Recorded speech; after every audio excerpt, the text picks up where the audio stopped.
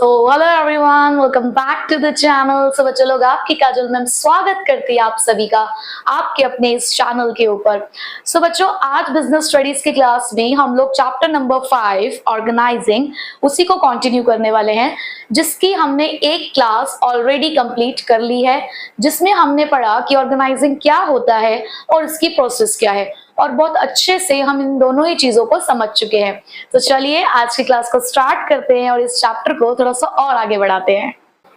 सो बच्चों, आज हम पढ़ने वाले हैं इंपॉर्टेंस ऑफ ऑर्गेनाइजिंग के बारे में, जो हमें ये बताएगा कि किसी भी मैनेजमेंट के लिए ऑर्गेनाइजिंग का फंक्शन परफॉर्म करना क्यों इंपॉर्टेंट होता है। और आपको पता है, एक सीईओ था, उसने ऑर्गेनाइजिंग की इंपॉर्टेंस को समझा ही नहीं, जिसकी वजह से वो पूरे टाइम दुखी रहता था। और मुझे उसी से हमेशा इंपॉर्टेंस ऑफ ऑर्गेनाइजिंग याद रहती है। पता है कैसे? क्योंकि इंपॉर्टेंस ऑफ ऑर्गेनाइजिंग ना पढ़ने की वजह से वो हो गया था सैड सीईओ। क्या हो गया था? Sad CEO. वो सीईओ हो गया था पूरी तरीके से दुखी। और इसी से तुम याद रखोगे इंपॉर्टेंस ऑफ ऑर्गेनाइजिंग को। कैसे? देखो जरा। तो बच्चे, सैड सीईओ के अंदर S stands for the specialization, A stands for the adaptation, D stands for the development, C stands for the clarity, E stands for the expansion and O stands for the optimum utilization। तो इस तरीके से ये दुखी CEO तुम्हें हमेशा importance of organising को याद करने में हेल्प करेगा। तो चलिए स्टार्ट करते हैं इसके फर्स्ट पॉइंट से। तो फर्स्ट पॉइंट कहता है कि ऑर्गेनाइजिंग हमें देता है द बेनिफिट्स ऑफ स्पेशलाइजेशन, कि ऑर्गेनाइजिंग की वजह से हमें स्पेशलाइजेशन मिलता है। अभी कैसे हो सकता है? याद करो, जब हम प्रोसेस ऑफ ऑर्गेनाइजिंग पढ़ रहे थे तो उसका पहला ही पॉइंट ये कहता है कि हम सबसे पहले क्या करते हैं? Identification and division of work.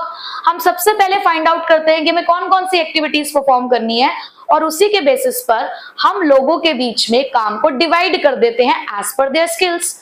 और ये तो हमने सेकेंड चैप्टर में ही पढ़ लिया था कि जब जब डिवीजन ऑफ वर्क होता है तब तक स्पेशलाइजेशन तो मिलता ही है। तो यस, ऑर्गेनाइजिंग फंक्शन के अंदर होता है एलोकेशन ऑफ जॉब्स। एलोकेशन का मतलब क्या होता है? जॉब्स का डिस्ट्रीब्यूशन। और ऑब्वियसली ये जॉब का डिस्ट्रीब्यूशन उनके स्किल्स के बेसिस पर किया जाता है। और जब आप किसी को एक जॉब असाइन कर देते हो और वो रिपीटेडली ही उस काम को करता है, अब सपोज करो कि आप मोबाइल फोन में एक गेम खेल रहे हो, ठीक है?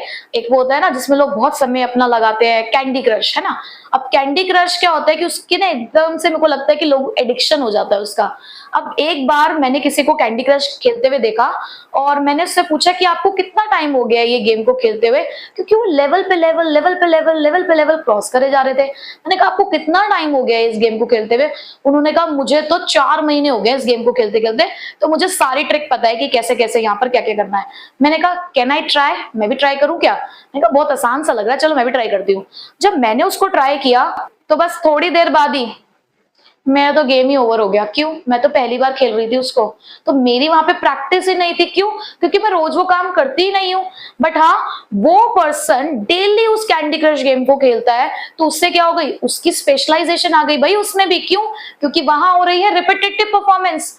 अब ऐसे ही ऑर्गेनाइजेशन में जब आपको काम बांटा जाता है, आप एक मार्केटिंग डिपार्टमेंट में काम करने वाले पर्सन हो, तो आप तुरंत भाप लेते हो मार्केट के सारे जितने भी ट्रेंड्स होते हैं उसको, कि अब मार्केट की जो कंडीशन है, जो सिचुएशन है ये है, और इस सिचुएशन में ये करना चाहिए। क्यों? क्योंकि आपका काम ही यही है, आप रिपीटेडली इस जॉब को परफॉर्म करते हो। तो जब हम रिपीटेडली किसी जॉब को परफॉर्म करते हैं तो हम गेन कर लेते हैं उस एरिया में एक्सपीरियंस, और जहां एक्सपीरियंस होगा वहां आ जाता है क्या? स्पेशलाइजेशन।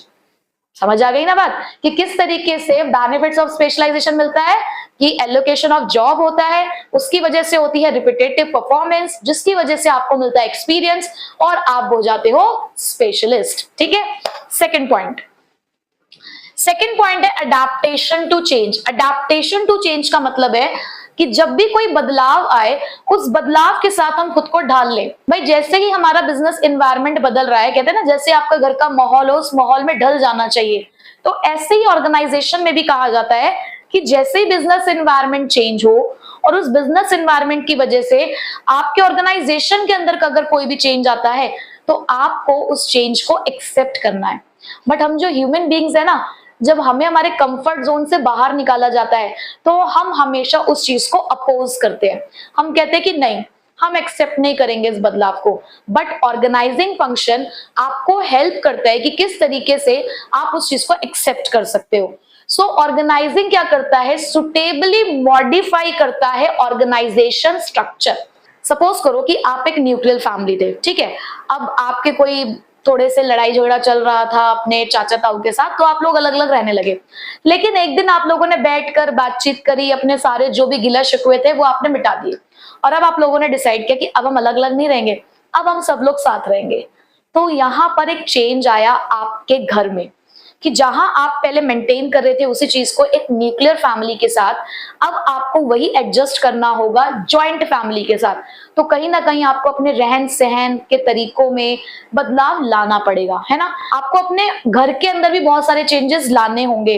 हो सकता है कि आपको अपने घर का स्ट्रक्चर भी बदलना पड़े।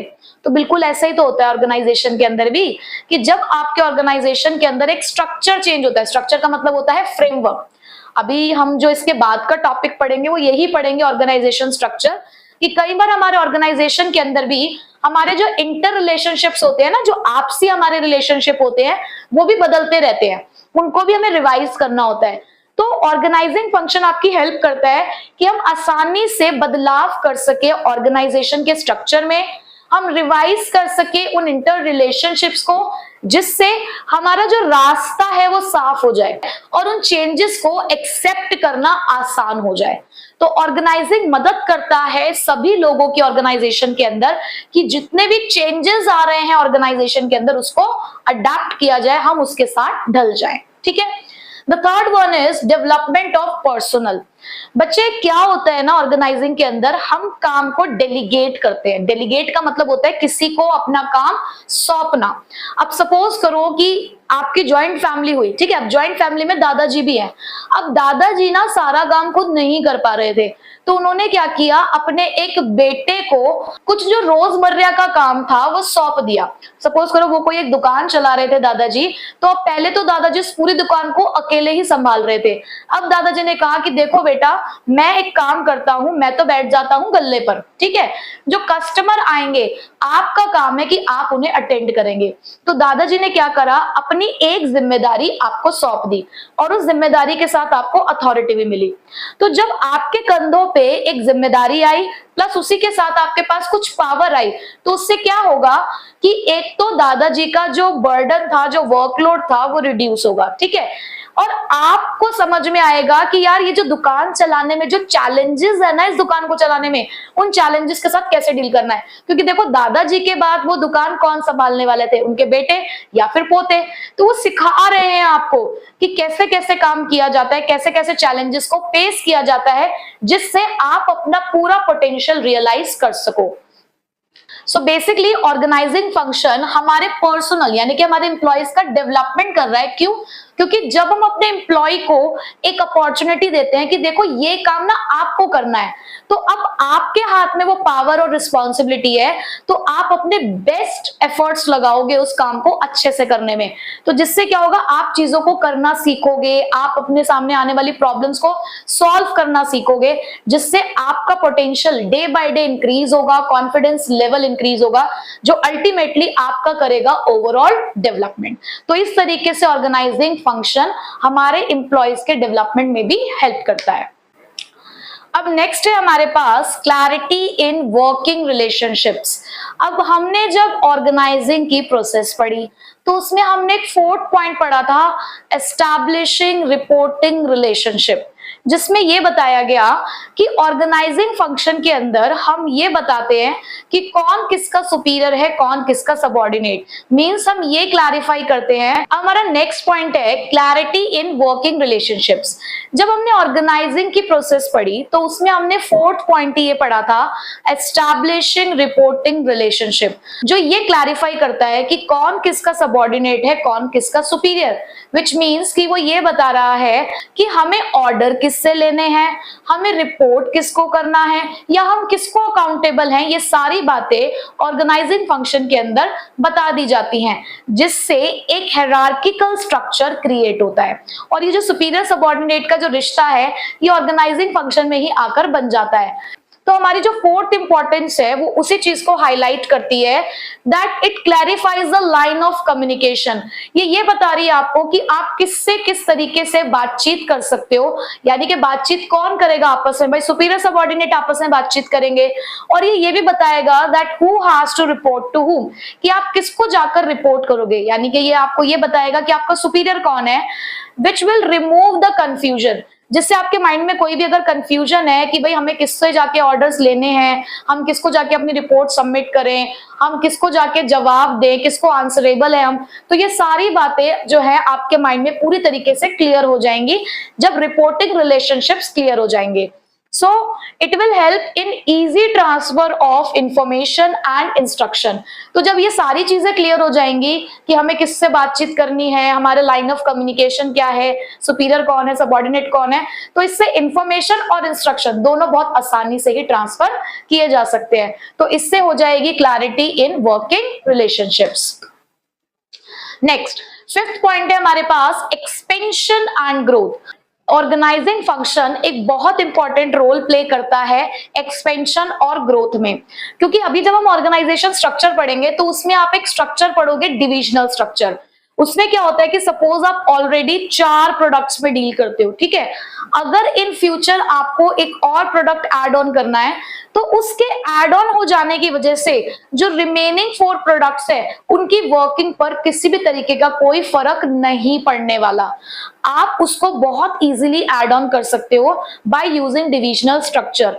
तो ऑर्गेनाइजिंग फंक्शन की हेल्प से तो that we can divert from the existing norms, यानी कि जो ऑलरेडी चीजें चल रही हैं हम उससे हटकर कुछ कर सकते हैं और हम नए चैलेंजेस ले सकते हैं। यहाँ पर हम नई जॉब्स, पोजीशंस, डिपार्टमेंट्स ये इजीली ऐड ऑन कर सकते हैं।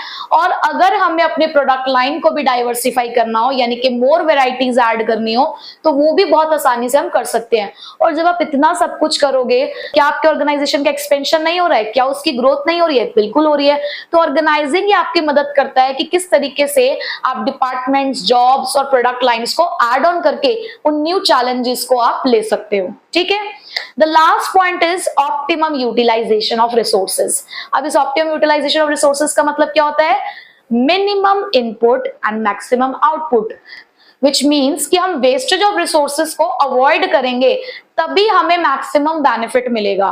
तो ऑर्गेनाइजिंग फंक्शन के अंदर क्योंकि आप करते हो प्रॉपर असाइनमेंट ऑफ जॉब्स, अब तक हम यहाँ पे क्या पढ़ते आ रहे हैं, बार बार हम यही तो पढ़ते आ रहे हैं कि ऑर्गेनाइजिंग फंक्शन के अंदर जॉब्स को एलोकेट किया जाता है, लोगों में बांटा जाता है, विच मीन्स कि आप कर रहे हो प्रॉपर असाइनमेंट ऑफ जॉब।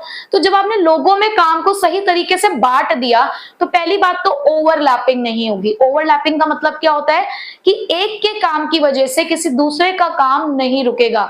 वो कहते हैं ना, किसी के काम के आड़े आना, ऐसा नहीं होगा। ठीक, दूसरी चीज नहीं होगी डुप्लीकेशन ऑफ वर्क। जब आप प्रॉपरली असाइन कर रहे हो चीजों को तो किस तरीके से डुप्लीकेशन होगा? डुप्लीकेशन का मतलब होता है कि एक ही काम 2 बार कराया जा रहा है।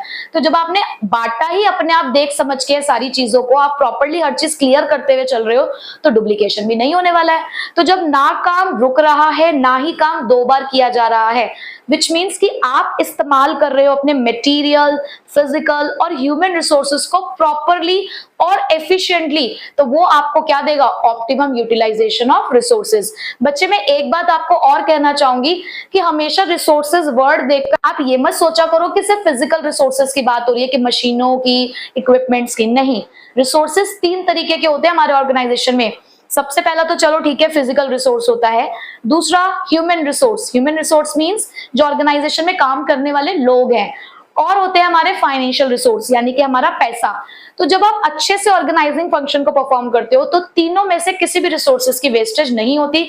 आप कर रहे होते हो उनका बेस्ट पॉसिबल यूज, जिसे हम क्या बोलते हैं? Optimum utilization of resources. तो हमारे उस सीईओ ने नहीं पढ़ी थी ये इंपॉर्टेंस ऑफ ऑर्गेनाइजिंग, तो वो तो हो गया सैड सीईओ। बट हमने पढ़ ली है अभी ये इंपॉर्टेंस ऑफ ऑर्गेनाइजिंग, तो हम हो गए हैप्पी। ठीक है, तो एक बार रिवाइज कर लेते हैं फटाफट कि ये 6 इंपॉर्टेंस क्या थी। पहली इंपॉर्टेंस थी बेनिफिट ऑफ स्पेशलाइजेशन। कैसे? क्योंकि हम करते हैं एलोकेशन ऑफ जॉब्स, जिससे हमारे यहाँ होती है रिपीटेटिव परफॉर्मेंस, जिससे आता है हमें एक्सपीरियंस, और एक्सपीरियंस देता है स्पेशलाइजेशन। दूसरा पॉइंट है अडेप्टेशन टू चेंज, जिसके अंदर हम मॉडिफाई करते हैं अपने ऑर्गेनाइजेशन स्ट्रक्चर को। हम यहाँ पे इंटरपर्सनल रिलेशनशिप्स को करते हैं रिवाइज दोबारा से। उसके बाद इससे होता है हमारा पाथ क्लियर, यानी कि हम जो करना चाहते हैं अपना काम, उसके लिए एक रास्ता साफ हो जाता है और जो चेंजेस हैं उसे एक्सेप्ट कर लिया जाता है। थर्ड हमने पढ़ा डेवलपमेंट ऑफ पर्सनल। क्यों? क्योंकि यहाँ पर अथॉरिटीज बांटी जाती हैं। यहाँ पर हम अपने रूटीन वर्क्स अपने सबऑर्डिनेट को सौंप देते हैं, जिससे हमारे जो मैनेजर्स हैं उनका रिड्यूस होता है वर्कलोड, प्लस जिसको आपने काम सौंपा उसकी एबिलिटी बढ़ेगी उन चैलेंजेस को फेस करने की, वो अपने फुल पोटेंशियल से काम करना शुरू कर देगा। फोर्थ हमने पढ़ा क्लैरिटी इन वर्किंग रिलेशनशिप्स, क्योंकि यहाँ पर एलोकेशन ऑफ जॉब्स प्रॉपर्ली होता है। यहाँ पे हम रिपोर्टिंग रिलेशनशिप्स पहले ही बना लेते हैं, जिससे सुपीरियर सबऑर्डिनेट का जो रिश्ता है वो पूरी तरीके से क्लियर हो जाता है। तो इंफॉर्मेशन और इंस्ट्रक्शन सभी ट्रांसफर करने में जो कंफ्यूजन है वो दूर हो जाता है। हमने फिफ्थ पॉइंट पढ़ा एक्सपेंशन एंड ग्रोथ। आप अगर अपने बिजनेस को और आगे बढ़ाना चाहते हो तो ऑर्गेनाइजिंग फंक्शन आपकी मदद करेगा, कि चाहे आपको प्रोडक्ट लाइन ऐड करनी हो, चाहे आपको डिपार्टमेंट्स बढ़ाने हो, चाहे आप नए चैलेंजेस एक्सेप्ट करने जा रहे हो, ये हर एक चीज में आपकी हेल्प करेगा, क्योंकि यहाँ पर हमारे पास अलग अलग तरीके के कुछ ऑर्गेनाइजेशन स्ट्रक्चर होते हैं जो हमें ये काम करने में हेल्प करते हैं। फिर लास्ट पॉइंट हमने पढ़ा ऑप्टिमम यूटिलाइजेशन ऑफ रिसोर्सेज, जिसका मतलब होता है अपने रिसोर्सेज का बेस्ट पॉसिबल यूज करना, विच मीन्स कि मिनिमम वेस्टेज होनी चाहिए और मैक्सिमम आउटपुट जनरेट होना चाहिए। तो वो कैसे होता है? जब हम असाइनमेंट ऑफ जॉब्स प्रॉपर्ली करते हैं तो ना होता है ओवरलैपिंग ऑफ वर्क और ना ही होता है डुप्लीकेशन ऑफ वर्क। तो ये थी हमारी importance of organizing and I hope कि आपको बहुत अच्छे से समझ आ गया होगा। और जो मैंने यहाँ पे कुछ की पॉइंट्स लिखे हैं, अगर आपको इनको एक्सप्लेन भी करना हुआ तो आप इन की पॉइंट्स का इस्तेमाल करके पूरे पूरे पैराग्राफ्स अगर आपको चाहिए, ये पॉइंट्स चाहिए, तो वो आप बना सकते हो। तो मुझे लगता है कि शायद आपको साथ साथ याद भी हो गया होगा किस पॉइंट में क्या क्या लिखना है ना। सो चलिए अब हम नेक्स्ट टॉपिक की तरफ बढ़ते हैं, जो कि है ऑर्गेनाइजेशन स्ट्रक्चर। अब बात करते हैं ऑर्गेनाइजेशन स्ट्रक्चर की। हमने जस्ट अभी अभी ये पढ़ा कि क्यों हमारे लिए ऑर्गेनाइजिंग फंक्शन इतना इंपॉर्टेंट है। तो अब इस ऑर्गेनाइजिंग फंक्शन को परफॉर्म करने के लिए हमें यहाँ पर एक स्ट्रक्चर की भी जरूरत होती है। अब जैसे कि हम जब अपना एक घर बनाते हैं तो अपने सपनों के घर को बनाने के लिए जो हमने उसको इमेजिन किया है, जैसा उसको रियलिटी में कन्वर्ट करने के लिए पहले उसे ऑन पेपर उतारना पड़ता है, यानी कि हमें उसका एक मैप बनाना पड़ता है, हमें उसके लिए एक ढांचा क्रिएट करना पड़ता है, फिर जिसके हिसाब से आप अपने सपनों का घर बनाओगे और उसमें आप अपने अपनों के साथ रहोगे। अब उसी तरीके से ऑर्गेनाइजेशन के अंदर भी तो आप बहुत सारे लोगों के साथ रहते हो ना, अब बहुत सारे लोगों के साथ मिलकर काम करते हो, बहुत सारे अलग अलग डिपार्टमेंट्स होते हैं, डिविजन्स होते हैं हमारे ऑर्गेनाइजेशन में, जिसमें अलग अलग तरीके के फंक्शंस परफॉर्म किए जाते हैं। तो इनको एक स्ट्रक्चरल रूप दिया जाता है, यानी कि आप यहाँ पर भी एक ढांचा क्रिएट करते हो जो ये बताता है कि कौन सा एम्प्लॉय कहाँ काम कर रहा है, आपके यहाँ पे कितने प्रोडक्ट्स बनाए जाते हैं और कितने तरीके के डिपार्टमेंट्स हैं आपके यहाँ पर, कौन कौन से फंक्शंस आपके यहाँ पे परफॉर्म किए जाते हैं। तो उसके लिए भी ऑर्गेनाइजेशन में एक ऑर्गेनाइजेशन स्ट्रक्चर बनाया जाता है। क्या होता है organization structure? It is a framework. जिस तरीके से आप अपने सपनों के घर को बनाने के लिए एक फ्रेमवर्क क्रिएट करते हो, उसी तरीके से ऑर्गेनाइजेशन के अंदर भी एक ढांचा बनाया जाता है, एक फ्रेमवर्क क्रिएट किया जाता है, विच मीन्स कि उस ढांचे के अंदर आप अपना काम करते हो, आप अपने मैनेजरियल, अपने ऑपरेशनल यानी कि मैनेजमेंट का काम भी और अपने बिजनेस ऑपरेशंस भी, वो सारी चीजें आप उस ढांचे के अंदर रहकर परफॉर्म करते हो।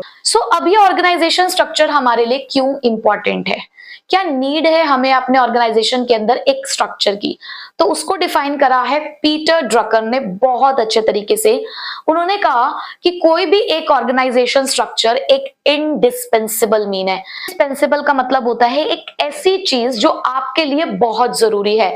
उन्होंने कहा किसी भी ऑर्गेनाइजेशन के लिए एक स्ट्रक्चर डिजाइन करना बहुत जरूरी है। क्यों? Because the selection of wrong organization structure, अगर आपने गलत स्ट्रक्चर डिजाइन किया तो that will impair means damage कर देना, वो खराब कर देगा किसको? आपकी बिजनेस परफॉर्मेंस को, और ऐसा भी हो सकता है कि वो उसे डिस्ट्रॉय ही कर दे। तो अपने शब्दों से उन्होंने बहुत अच्छे से इस चीज की इंपॉर्टेंस समझाई कि किसी भी ऑर्गेनाइजेशन के अंदर आप ऑर्गेनाइजिंग का फंक्शन परफॉर्म कर रहे हो तो उसके लिए आपको एक स्ट्रक्चर बनाना ही होगा। और अगर आप एक गलत स्ट्रक्चर को चूज करते हो, आप एक एप्रोप्रिएट स्ट्रक्चर चूज नहीं करते हो तो उससे आपकी बिजनेस परफॉर्मेंस सिर्फ खराब ही नहीं, आपकी बिजनेस परफॉर्मेंस या आपका बिजनेस बिल्कुल बर्बाद भी हो सकता है। तो इसीलिए हमारे लिए ये इंपॉर्टेंट है। तो इन्होंने हमें अपने वर्ड से बता दिया कि क्यों हमारे लिए एक ऑर्गेनाइजेशन स्ट्रक्चर इंपॉर्टेंट है, उसकी क्या नीड है हमें। अभी हम कुछ पॉइंट्स के थ्रू भी इस बात को थोड़ा सा और क्लियर कर लेते हैं।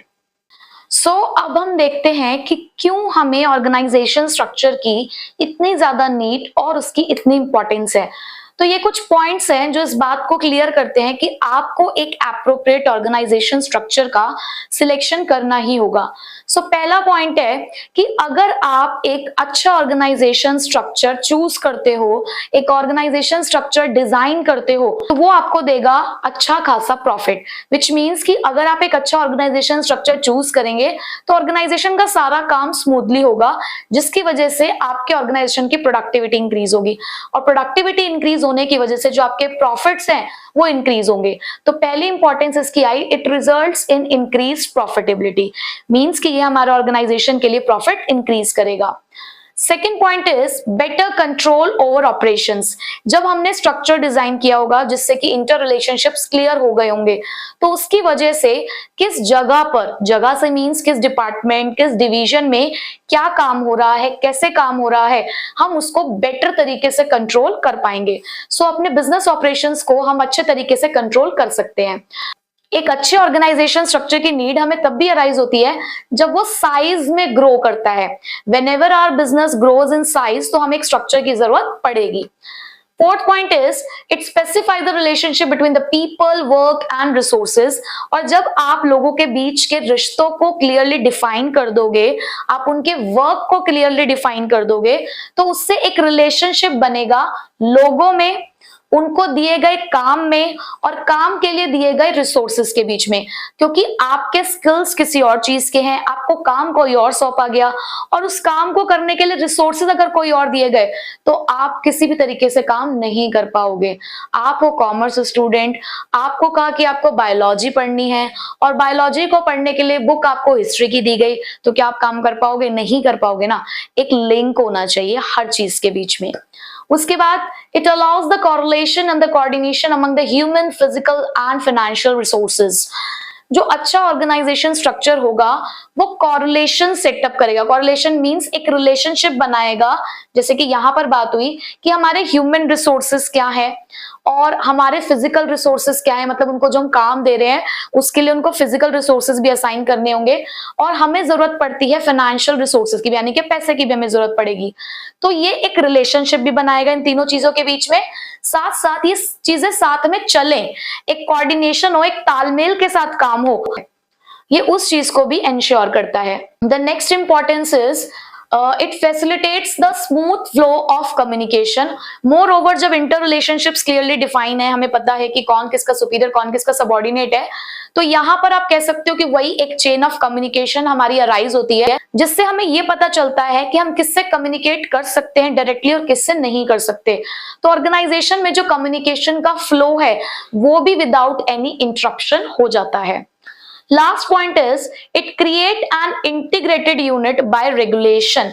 यहां पर क्योंकि जब ऑर्गेनाइजेशन स्ट्रक्चर डिजाइन हो चुका है, सबकी आप कह सकते हो कि एक प्लेस फिक्स हो चुकी है, वर्क फिक्स हो चुका है, तो यहां पर आप बन चुके हो एक इंटीग्रेटेड यूनिट, यानी कि एक मिली जुली सरकार, और आपके ऊपर रेगुलेशन किया जा रहा है। क्यों? क्योंकि हमने आपको रिस्पॉन्सिबिलिटी दे दी है एज पर योर अथॉरिटी। तो यहां पर रिश्ते क्लियर हो चुके हैं, काम क्लियर हो चुका है, जगह क्लियर हो चुकी है, तो किसी भी तरीके की कोई प्रॉब्लम नहीं अराइज होती है। तो ये इंपॉर्टेंस थी हमारे ऑर्गेनाइजेशन स्ट्रक्चर की कि प्रॉफिट्स बढ़ेंगे, कंट्रोल करना आसान हो जाएगा, जब ऑर्गेनाइजेशन ग्रो करेगा तब हम आसानी से काम कर पाएंगे, रिलेशनशिप्स क्लियर होंगे, काम, लोग और उनको दिए गए रिसोर्सेस के बीच में एक कोरिलेशन होगा, कोऑर्डिनेशन होगा among the different resources of the organization, communication बहुत इजी हो जाएगा और हम एक इंटीग्रेटेड यूनिट की तरह काम कर पाएंगे। ठीक है, अब आपको पता चल चुका होगा कि एक ऑर्गेनाइजेशन स्ट्रक्चर की इंपॉर्टेंस क्या होती है। तो अब एक और छोटा सा टॉपिक जो हमारे लिए बहुत इंपॉर्टेंस रखता है, क्योंकि बहुत बार एमसीक्यू में और you can say assertion reason में भी ये पूछ लिया जाता है। स्पैन ऑफ मैनेजमेंट का क्या मतलब होता है? स्पैन ऑफ मैनेजमेंट ये बताता है कि एक सुपीरियर कितने नंबर ऑफ सबऑर्डिनेट्स को इजीली हैंडल कर सकता है, उसे स्पैन ऑफ मैनेजमेंट कहा गया। अब देखो, एक क्लास के अंदर आपके सब्जेक्ट टीचर्स तो अलग अलग होते हैं, बट आपके स्कूल में हर क्लास को अलॉट होती है एक क्लास टीचर। अब आपको संभालने के लिए एक ही क्लास टीचर क्यों होती है? क्योंकि जो आपकी क्लास की स्ट्रेंथ होती है वो उसी चीज के ऊपर डिपेंड करती है कि एक अगर टीचर हमने असाइन किया है तो ये एक टीचर 40 स्टूडेंट्स को इजीली हैंडल कर सकता है, या 50 स्टूडेंट्स या 30 स्टूडेंट्स को इजीली हैंडल कर सकता है। तो उसी बेसिस पर क्लास बनाए जाते हैं। सपोज हमने डिसाइड किया कि एक सेक्शन के अंदर 30 स्टूडेंट्स होंगे, जैसे आपकी क्लास की स्ट्रेंथ 30 स्टूडेंट्स को क्रॉस करेगी, हम अनदर सेक्शन बनाएंगे और उस सेक्शन के लिए हम एक अलग सुपरवाइजर यहाँ पर रख लेंगे, क्योंकि हमने ये मान लिया है कि एक टीचर एक टाइम पे 30 स्टूडेंट्स को इफेक्टिवली हैंडल कर पा रहा है। उसी से डिसाइड होगा कि कितने नंबर ऑफ सेक्शंस आपके लिए बनाए जाएंगे, ठीक है। तो इसी तरीके से ऑर्गेनाइजेशंस के अंदर भी होता है कि जब डिपार्टमेंट्स बनाए जाते हैं, जब डिविजन्स बनाए जाते हैं, तो वहां पर भी ये देखा जाता है कि कितने नंबर ऑफ सबऑर्डिनेट्स को एक सुपीरियर इफेक्टिवली मैनेज कर लेगा, ठीक है। तो जब ये बात हमें पता चल जाती है तो स्पैन ऑफ मैनेजमेंट डिटरमाइन करता है द लेवल्स ऑफ मैनेजमेंट, कि अब हमें ये बताइए कि इसके बेसिस पर हमें कितने लेवल्स रखने होंगे अपने मैनेजमेंट के अंदर। मोर ओवर इस लेवल्स के बेसिस पर ही फिर स्पैन ऑफ मैनेजमेंट प्रोवाइड करता है shape to our organization structure. क्योंकि जब आपको ये पता चल गया कि एक सुपीरियर कितने सबऑर्डिनेट्स को हैंडल कर रहा है, उसकी वजह से आपको लेवल्स पता चल गए, तो अब आपको जो ऑर्गेनाइजेशन स्ट्रक्चर आप यानी कि जो आप ढांचा तैयार कर रहे हो, आप उसको इजीली एक शेप दे पाओगे, ठीक है। तो इसीलिए स्पैन ऑफ मैनेजमेंट एक ऑर्गेनाइजेशन स्ट्रक्चर को क्या देता है? शेप भी देता है। क्या पढ़ा हमने स्पैन ऑफ मैनेजमेंट के अंदर? कि स्पैन ऑफ मैनेजमेंट ये बताता है कि एक सुपीरियर कितने नंबर ऑफ सबऑर्डिनेट्स को इफेक्टिवली मैनेज कर लेगा, जिसके बेसिस पर हम लेवल्स डिसाइड करेंगे और फिर लेवल्स के बेसिस पर ही हम देंगे अपने ऑर्गेनाइजेशन स्ट्रक्चर को शेप, ठीक है। बस छोटा सा ही ये टॉपिक था स्पैन ऑफ मैनेजमेंट। तो हमने ऑर्गेनाइजेशन स्ट्रक्चर का इंट्रो तो आज ले लिया है। अब हमें पढ़ने हैं टाइप्स ऑफ ऑर्गेनाइजेशन स्ट्रक्चर, जिसे हम पढ़ेंगे नेक्स्ट क्लास में। तो नेक्स्ट क्लास में जो हमारा टॉपिक रहेगा वो यही रहेगा, टाइप्स ऑफ ऑर्गेनाइजेशन स्ट्रक्चर। तो अब आप यहां तक प्रिपेयर कर लीजिए। अब आपसे मिलेंगे हम नेक्स्ट क्लास में इसके आगे के टॉपिक के साथ। Till then take care, bye bye.